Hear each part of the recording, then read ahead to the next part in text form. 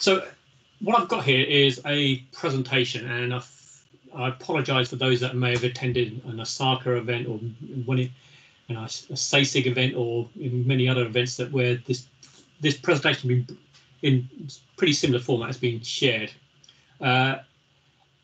It's about 20 minutes, 25 minutes long, but given that it's a fairly small audience, I think we've got the opportunity here to make it more of a discussion. So if anyone wants to pipe in as we're going through, I'm more than happy to take questions as we go through. If not, I'll cover them at the end. So, John, thank you very much for the introduction. So, as you were saying, I think the full title is that I'm the independent industry co-chair of the UK Cybersecurity Council Formation Project. And I'm one of the other co-chairs actually from DCMS, so the customer in effect for this. So, yeah, bit of background first. So, yeah, we're now about 5 months away from the launch of the council, and I'm very much aware that actually a lot of people, while there's a lot of work that's been done by some very good people, and John, principal amongst them, who he supports not only the project board but also the risk committee as well, but the message hasn't really got out there, and that's partly due to COVID, where we haven't been able to do the sort of big conferences that we'd like. And we were originally booked into Cyber UK for earlier on this year, and obviously that didn't happen. So part of my job over the next few months is to go out and try and explain exactly what the council is, particularly as it is going to have a fundamental impact on the whole of the professional landscape for anybody that's involved in cybersecurity. So how do we get here? I mean, cybersecurity, we're still a relatively young profession, and as a result, what's happened is that an awful lot of organisations have developed and evolved, and they've to fill the vacuum that was there. But that's created a number of issues, particularly for the policymakers in government. They don't know who to engage with, how to engage with them. So what they were looking for was the council to come into being to provide that coherence that's been lacking, and in their own words, to be the voice of the profession. So it's, to be able to speak with authority on behalf of all the professionals that are out there, the professional bodies that are out there, and the employers that actually recruit and give work to a lot of the professionals out there.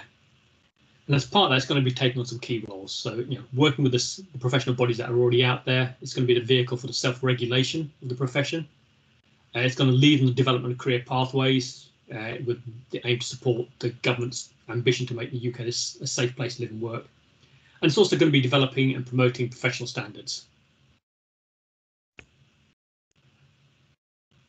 And there are some big reasons why we need the council. Looking at pathways first, if you look at the number of qualifications that are out there, the certifications out there, a lot of them overlap. It's not exactly clear what you can do with each one of those, and what does CISP mean you can do, what does CISM mean you can do. Then there are other issues around the lack of diversity and inclusivity. So we're talking about gender, ethnicity, and neurodiversity. For a long while, there's been a recognition that there just aren't enough people in here, in the profession. So how do we increase the number of professionals coming in, either from career changes or actually going all the way upstream into schools to actually get people interested in cybersecurity as a career before they've actually started in their first role out there in employment? And then there's another piece about actually how do you make cybersecurity distinctive in its own right and make it credible? An awful lot of organisations are out there. If you look at chartered engineering, for example, or if you look what the BCS does with CIPD, there are other professionals, particularly in the IT sphere, that touch on cybersecurity and may actually have a large part of their work as cybersecurity, but they can't be named as cybersecurity professionals because there isn't a career path. It doesn't stand out on its own. A friend of mine likened it to every time he, at the end of the year, has to renew his car insurance, and he goes to the drop-down list of what do you do. You can see doctors, lawyers, teachers, and all the other things. Can't see cybersecurity in there. So the idea is to actually create cybersecurity as a credible, stand-out profession in its own right. So a little bit of background. Everything we're doing falls out the 2016 National Cybersecurity Strategy. That basically formed the business case for what then went into the 2018 initial National Cybersecurity Skills Strategy, and that set out the requirements for an independent body, the council. That in turn led to a tender to form the council, which was won by the Cybersecurity Alliance Consortium, and the project itself was launched in 2019. And as I was saying earlier, I am the independent industry co-chair for that project, and our remit is by April next year to have the council up and running. The Cybersecurity Alliance itself, it's an informal gathering, of organisations that have the same shared vision for the council. And you'll see on the right-hand side of the slide, the IAP is very much in there. And I said, John plays a pivotal role in not only as part of the project board, but as supporting other work that we're doing, particularly around risk management and the risk committee that we have. But it also includes professional bodies, other professional bodies, trade associations, training, qualification, certification providers. That they've come together with the IET as the lead body for this, because we need to have a prime contractor to actually hold the contract, and they were the largest organisation. But it's very much a community effort in terms of delivering the council. Like any good organisation, we've got our vision, role, mission, and these really reflect the starting point from those government consultations that I mentioned on the previous slide. But what I'd like to do is just draw out a few points, a few key words from this slide. The vision itself is shared by the project, and it's going to be fundamental for the council. It's not just what was actually in the National Cybersecurity Strategy. It's the vision for what ultimately we're all going to have to hold the council to account for. It's going to have to be baselined, and we're going to measure progress against that vision. The mission states that the council was self-regulatory and mentions the professional conduct and practice.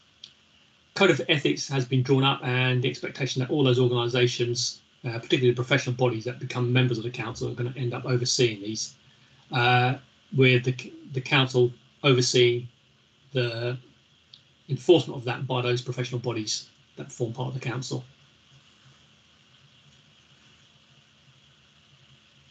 I think, as an analogy of the role of the council, you can compare it to, and many people have compared it to, the likes of General Medical Council, the Bar Society. We're not going to be quite there yet. We're not setting out a license to practice. That may happen at some stage in the future, and there's a debate going about that, but that's not what that aim is. But that's a sort of reputational position we want to get to. And I suppose the final point on this slide is we're going to be there for the benefit of the public. The council itself is going to be a charity, and so therefore it will have a mandate to deliver public good. Again, on this slide, just picking out a few key words, we have an aim to inspire. I mentioned earlier the need to work upstream into schools. We have to capture the imagination of future professionals, but we also have to inform and advance public awareness and knowledge, because the general public get hit by cyber attacks just as much as big organisations do.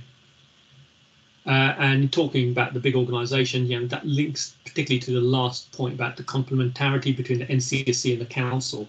NCSC does a lot of work providing the technical standards which many organisations, big organisations, follow, and actually a lot of professionals take to. But we will work very closely with them. In fact, the role of the NCSC is to be the technical authority, and it is going to be the primary source of threat intelligence. And I think what you'll see is the council supports that, but we as professionals need to understand how to take that technical guidance and how to implement it, and then feed back to the NCSC as well about actually where there are strengths or weaknesses in the guidance that they've given, and actually draw out new areas that we as professionals might need some technical work done.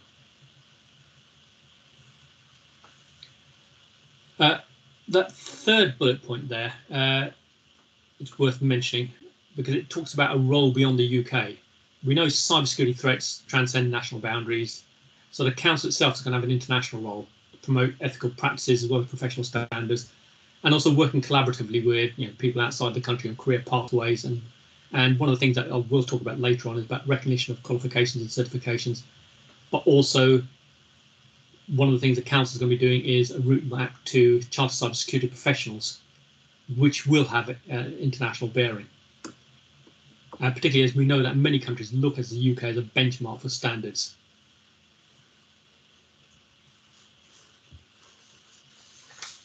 Right, so what do we do? Again, just a few points. Providing broad representation for the industry means recognition that not all the professionals can actually be reached through the professional bodies. There are companies that employ cyber professionals that aren't necessarily going to be captured in that net of the professional bodies. So we need to work with those. And those companies are likely to, could be those that focus exclusively on cybersecurity products and services, but also companies that have a significant component of what they do in cybersecurity, whether it's an internal function, protecting their own business, or it's something that they do on behalf of their customers. So in the engagement and membership as well of the council is going to be open to private sector companies, as well as professional bodies and those training qualification providers that I mentioned earlier. But it's probably worthwhile saying at this stage that individuals won't be becoming members of the council. The expectation is that the views of the individuals will be represented either through professional bodies or through their employers if their employers become members of the council. And that's a deliberate decision at this stage, because if we had individual members joining the council, that puts at risk the operating model of many of the bodies that are out there already. So we decided not to go down that route.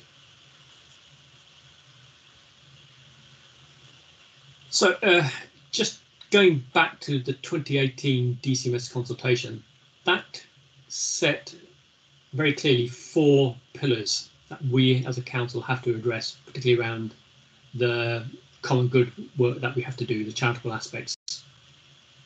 So again, just picking a few bullet points here. Bullet number 2.2 is the one I mentioned earlier, which I think is an exciting development for the profession, this route map to individual charter status. And we don't have the standard yet, and it's something you may want to ask in Q&A piece, but we will have that over the next few months. But the important thing is we will be seeing chartered cybersecurity professionals being treated the same as chartered engineers, and it puts us on a par with doctors and accountants and lawyers. We're also working on a framework that allows us to map the qualifications and knowledge requirements and career pathways as well. And this links to a separate project which DCMS and NCSC have been funding called CyBOK, which I'm happy to talk about a bit later on if that's of interest. The second pillar was around outreach and diversity. And this is one which I'm particularly keen on. It's a particular hobby horse of my own. It's a personal interest.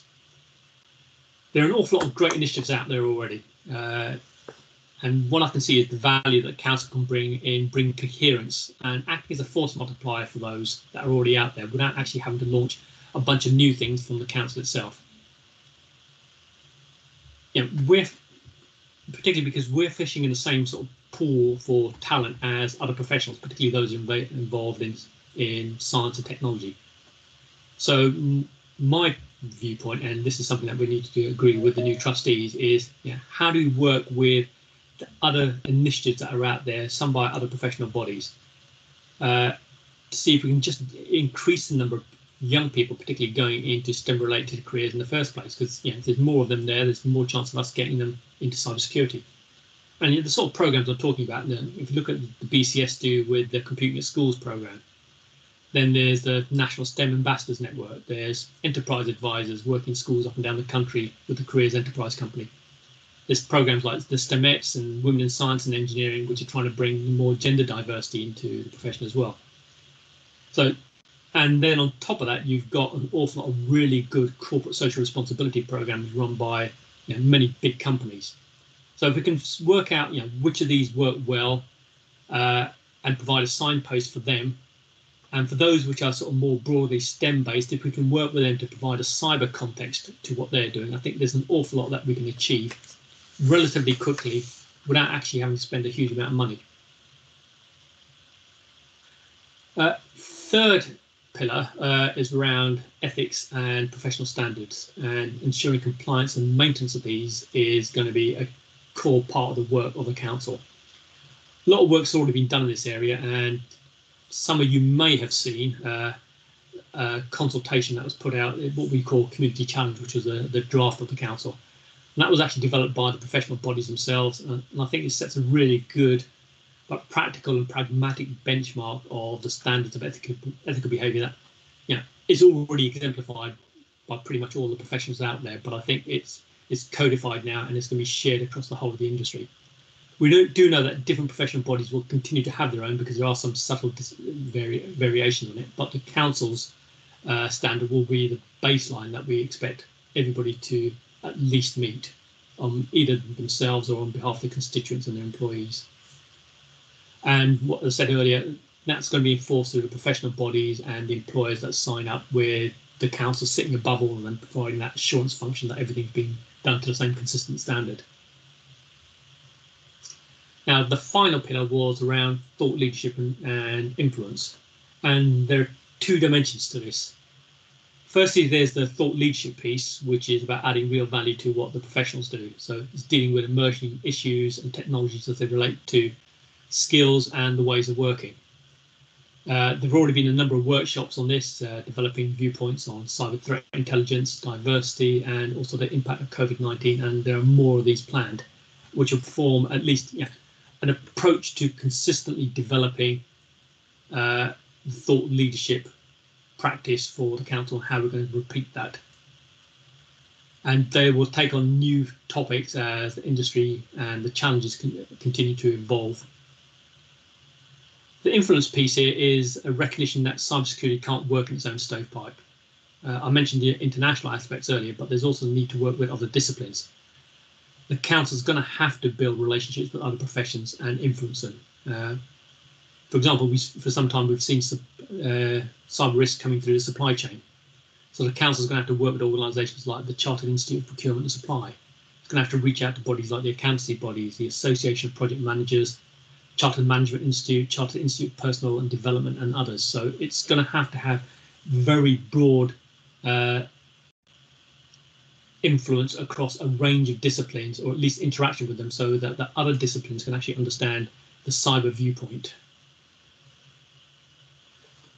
I'm just going to touch briefly on the governance for the project. So John and I both sit on the project board, and beneath us are the work streams, and I'll cover those in a minute, but the real work is done in the work streams, predominantly by volunteers. We're supported by a secretariat that's provided by the IET on the left-hand side.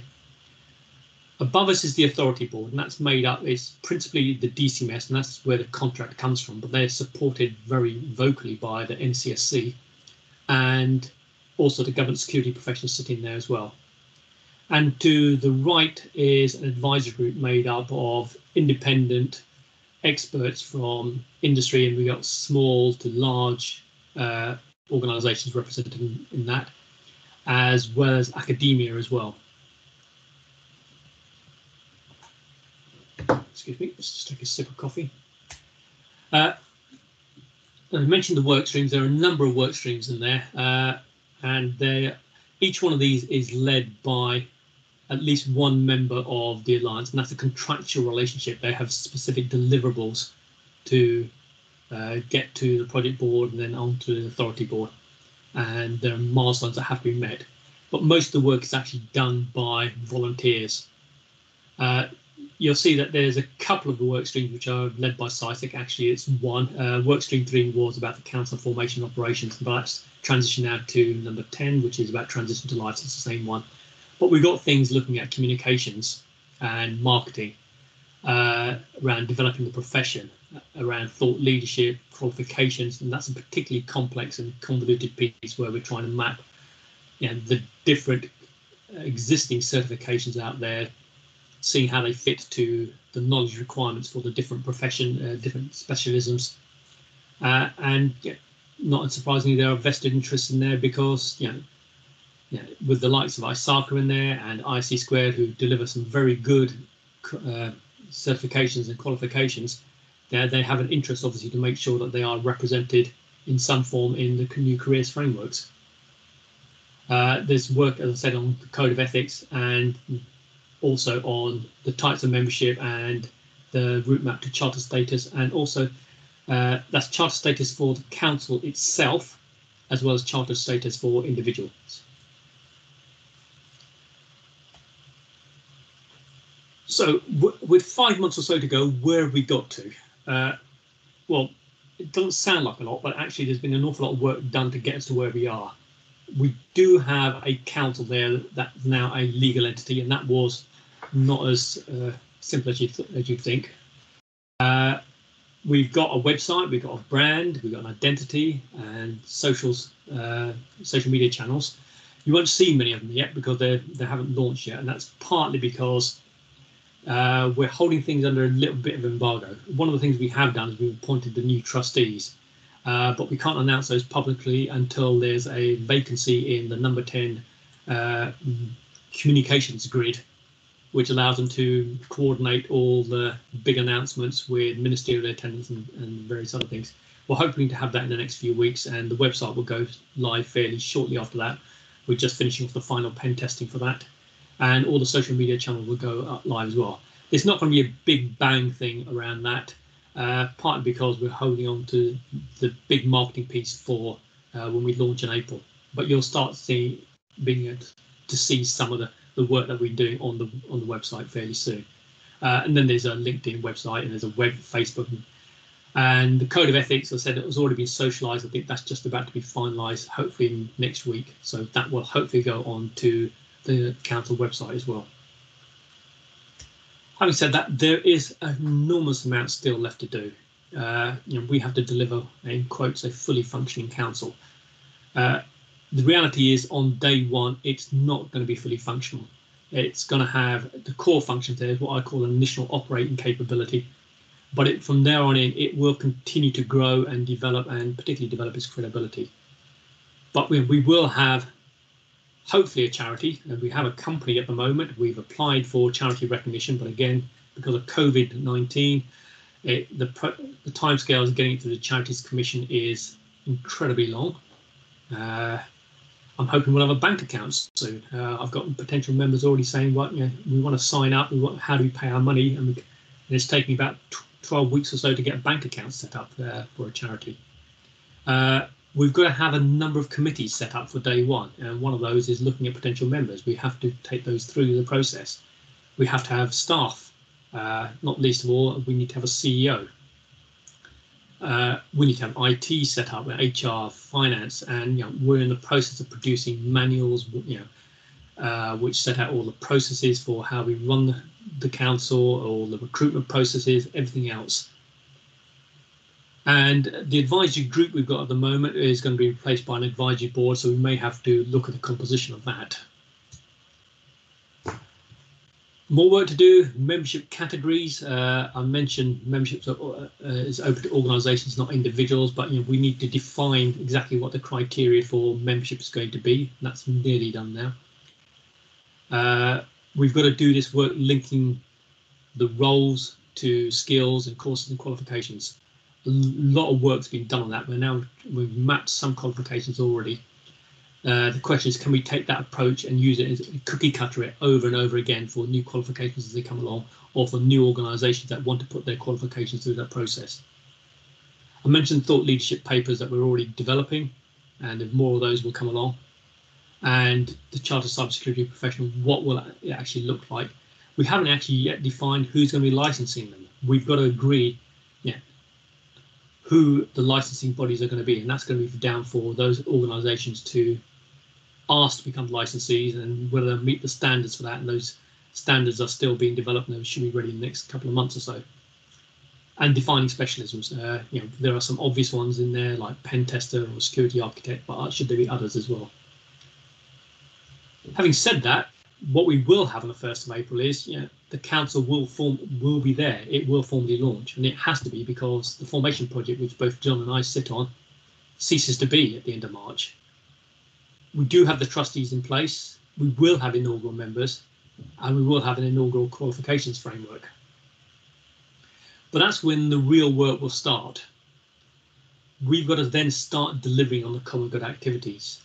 As I mentioned, we're going to be a charity. We will have charitable funds. At least the assumption is that we will have a significant amount of grant funding from DCUS for when we launch.